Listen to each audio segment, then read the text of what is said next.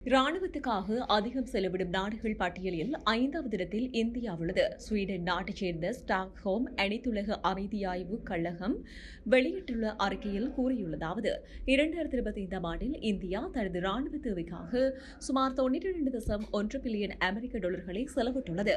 இது முந்தைய ஆண்டை விட 8.9% அதிகமாகும்.